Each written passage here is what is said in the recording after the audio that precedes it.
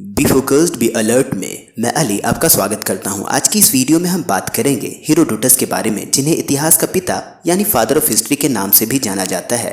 Herodotus एक यूनानी इतिहासकार और भूगोलवेत्ता थे, जिनका यूनान के एक शहर हेलिकार्नेसस से संबंध था।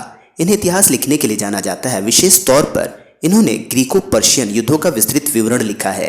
हेरोडोटस ऐतिहासिक घटनाओं की व्यवस्थित जांच करने वाले पहले लेखक थे। उन्हें इतिहास का पिता के रूप में जाना जाता है। ये उपाधि उन्हें प्राचीन रोमन वक्ता सिसरो द्वारा प्रदान की गई थी। लेखकों और विद्वानों की ये आम राय है कि उनका जन्म 485 ईस्वी पूर्व के आसपास हुआ था। उनके पिता का नाम लिक्सेस और उनकी माँ का नाम ड्रियो था तथा उनके भाई का नाम थियोडोरस था।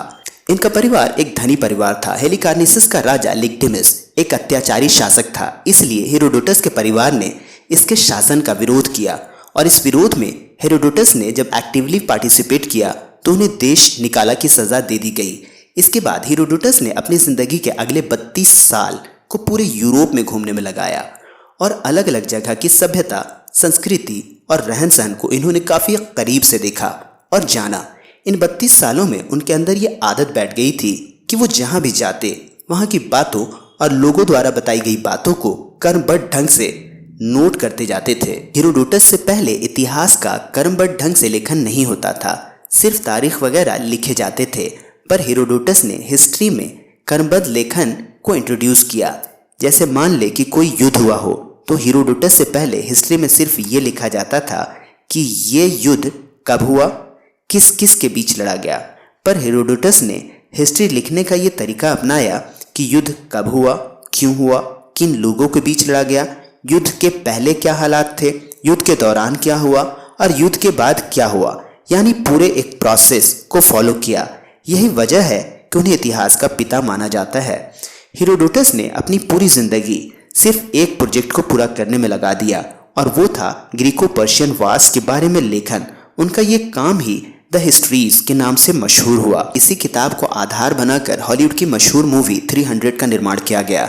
चूंकि हेरोडोटस ने लोगों की सुनी सुनाई बातों को भी अपनी किताब में कलमबद्ध कर लिया था, इसलिए उनकी किताब में बहुत सारी आधारहीन, गलत और काल्पनिक बातें भी दर्ज कर दी गई थीं। इसके अलावा वो खुद एक यूनानी थे, इसलिए उन्होंने अपनी किताब में यूनान को एक नायक की तरह पेश किया और पर्शियन एम्पायर को एक खलनायक की तरह पेश किया और बिना किसी तथ्य के उन्होंने बहुत सारी बातें पर्सिया के खिलाफ लिखी। 300 मूवी देखने के बाद हम ये रियलाइज कर सकते हैं कि उस मूवी में बहुत सारी ऐसी घटनाओं को दिखाया गया है जो वास्तव में नहीं हो सकती और जो तथ्यहीन है या माइथोलॉजिकल बेस पर लिखी गई है, जबकि हिस्ट्री के लेखन में साइंटिफिक अप्रोच का इस्तेमाल किया जाता है। यही वजह है कि हेरोडोटस के कई आलोचक उन्हें फादर ऑफ हिस्ट्री के बजाय फादर ऑफ लाइज यानी झूठ का पिता की उपाधि देते हैं। फिर भी तमाम आलोचनाओं के बीच हेरोडोटस वो पहले शख्स हैं जिन्होंने हिस्ट्री को सिस्टमेटिक वे में लिखने का तरीका दुनिया को सिखाया। इस महान शख्सियत का 425 ईस्वी पूर्व लगभग 60 वर्ष की आयु में देहांत हो गया। आपको ये जानकारी पसंद आई हो तो आप इस वीडियो को लाइक करें, शेयर करें और चैनल को सब्सक्राइब करें। तो मिलते हैं अगली किसी नई वीडियो में। तब तक के लिए अलविदा।